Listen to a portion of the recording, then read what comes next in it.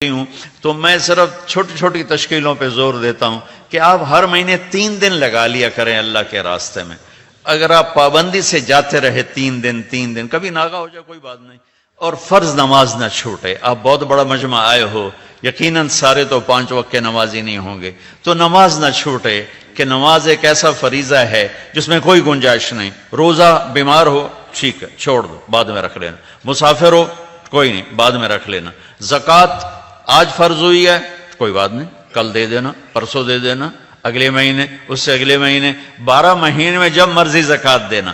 حج فرض ہو گیا جی ہو گیا, چلو اس سال کر لو, اگلے سال کر لو, مرنے سے پہلے تک کر لو ٹھیک ہے. نماز فرض ہو گئی ابھی پڑھنی ہوگی, نماز فرض ہو گئی ابھی پڑھنی ہوگی. ٹائم داخل ہو گیا بس 1 گھنٹہ ہے, 2 گھنٹے ہیں, 3 گھنٹے ہیں, 4 گھنٹے, اس کے اندر اسے پڑھنا ہے, اسے قضا نہیں کر سکتے. 14 صدی میں اگر کہیں نماز قضا کرنے کا عذر بنتا ہے تو کربلا میں میرے نبی کے نواسے کا عذر بنتا ہے کہ نہ ایسا ظلم کوئی دنیا دیکھے گی, نہ ایسے ظالم کبھی آئیں گے, نہ ایسے مظلوم کبھی آئیں گے, نہ ایسا پاکیزہ خون کبھی بہے گا. جو ہی سورج ڈھلا اور میرے نبی کے نواسے کی نظر پڑی تو آپ نے زہیر, آپ کے ایک سردار تھے جان نثار ساتھی, ان کو اشارہ کر کے بلا کے فرمایا شمر سے کہو نماز پڑھنے دے.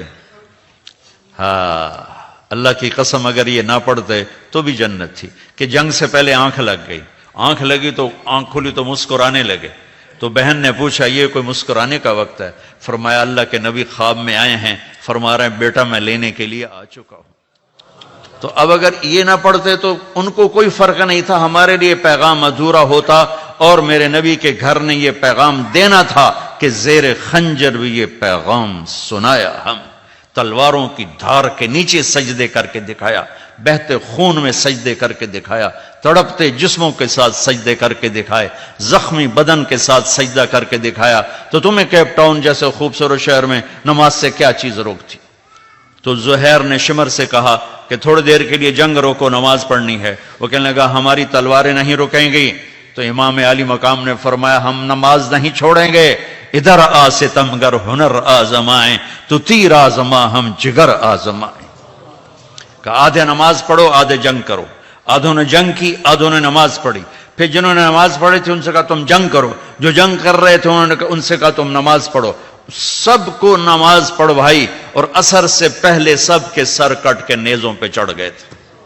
تو میں ہاتھ جوڑتا ہوں, امت محمد بیٹھے ہو, نماز اس سے زیادہ کوئی سنگین واقعہ تاریخ اسلام میں کوئی نہیں. اور نماز چھوڑنے کی گنجائش موجود ہوتی تو حسین چھوڑتے, نہیں چھوڑی, سجدوں میں سر دیا, نسل کٹوائی, اور ہمیں پیغام دیا کہ جہاں بھی ہو نماز نہ چھوڑنا. تو میں اب سب ماشاءاللہ مجھے ہر جگہ بہت خوشی ہوئی ہے. میں تو 27 سال کے بعد آیا ہوں. تو اس وقت ووسٹر ایک کوئی جگہ ہے قریب, وہاں اجتماع تھا, تو اس کے لیے ہماری جماعت آئی تھی. تو کیپ ٹاؤن, پھر ہم ڈربن گئے, پھر جوہانسبرگ گئے, پھر اور چھوٹی چھوٹی جگہوں پر گئے کافی. تو اس وقت جو اجتماع ہوا تھا ووسٹر کا, پورے اس علاقے کا اجتماع, اور اتنے آدمی نہیں تھے, 500 سے زیادہ آدمی نہیں تھے. آج 5000 بیٹھے مجھے نظر آ رہے ہیں. یہ سب میرے رب کی کرم نوازی ہے. اور دوسری خوشی مجھے یہ ہو رہی کہ سب مجھے نوجوان نظر آ رہے ہیں, سب نوجوان نظر آ رہے ہیں. اور میں اللہ کا شکر گزار ہوں کہ یہ سب میرے محبوب کی امت آئی ہوئی ہے. تو میں آپ سب کے سامنے دیکھو یہ خیرات مانگتا ہوں, نماز نہ چھوڑنا, نماز نہ چھوڑنا, نماز نہ چھوڑنا. اور دوسرا سچائی کے ساتھی بننا, سچ بولو. میرے نبی نے فرمایا میرا امتی یتبع المومن علی الخصال کلہا الا الکذب والخیانہ. میرے نبی نے فرمایا میرا امتی ہر گناہ کر سکتا ہے, میرا امتی ہر گناہ کر سکتا ہے, 2 کبھی نہیں کرے گا. غور نال سنا جی, میرا امتی ہر گناہ کر سکتا ہے, 2 کبھی نہیں کرے گا. کیا یا رسول اللہ؟ فرمایا ایک جھوٹ کبھی نہیں بولے گا, ایک دھوکہ کبھی نہیں دے گا. ایک جھوٹ کبھی نہیں بولے گا, ایک دھوکہ کبھی نہیں دے گا. لیکن میرے نبی کی امت ہی سب سے زیادہ جھوٹ بولنے والے بن گئے. میں نیوزی لینڈ گیا تو مجھ سے وہاں کے دوست پوچھنے, میں نے ان سے پوچھا کہ یہاں کوئی ہیرا پھیری اور جھوٹ ووٹ ہوتا ہے؟ کہا نہیں جی یہاں کوئی نہیں ہوتا, صرف جو انڈیا, پاکستان, بنگلہ دیش کے ہیں وہی کرتے ہیں اور کوئی بھی نہیں کرتے. اور کوئی بھی نہیں کرتا۔ اب تم تینوں ملکوں کے بیٹھے ہو، انڈیا، پاکستان، بنگلہ دیش، تو میں تمہارے سامنے جھولی پھیلاتا ہوں، آج کے بعد جھوٹ نہیں بولنا، ٹھیک ہے؟